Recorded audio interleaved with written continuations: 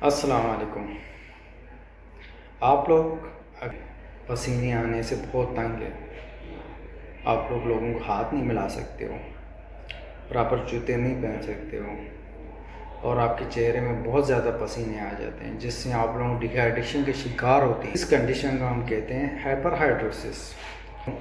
پاؤں اور چہرے اور ایکزیلا، یہاں پہ ایک کرائن گلینڈ ہوتی ہیں اور یہ گلینڈ کولنجک نرو کے تھرو سپلائی ہوتی ہے۔ جب یہ ایکٹیویٹ ہوتے ہیں تو یہ سویٹنگ کرتے ہیں، مگر اب نارملی یا کسی ڈیزیز کنڈیشن میں بہت زیادہ سویٹنگ کرتے ہیں۔ ڈائگنوز صرف ہسٹری بیس بھی ہوتی ہے، اس کے کوئی خاص اور انویسٹیگیشن نہیں ہے۔ پھر اس کو ہم سیویٹی اسکیل پہ ڈیوائڈ کرتے ہیں، جس کو ہم ہائپر ہائیڈروسس ڈیزیز سیویٹی اسکیل کہتے ہیں، HDSS۔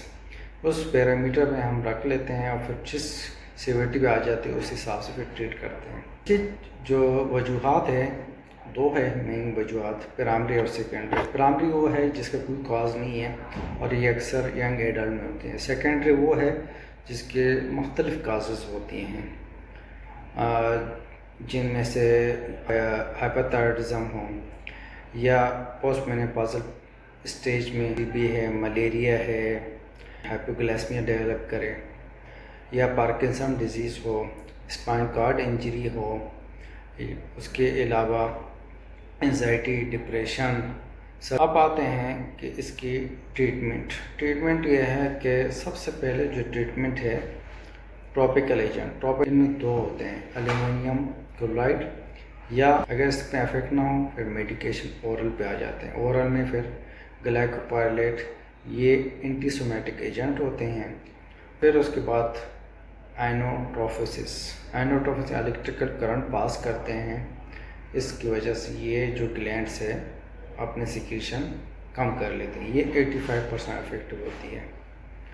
ایک اور ٹریٹمنٹ ہے جو اس کو کہتے ہیں بوٹولم ٹاکسن A انجیکشن، یہ پام اور ایکزیلا پہ اونلی افیکٹو ہے، اور یہ ٹیمپریری میجر ہے، اور 3 to 4 month، بعض اوقات 7 month تک بھی افیکٹو ہو سکتی ہے۔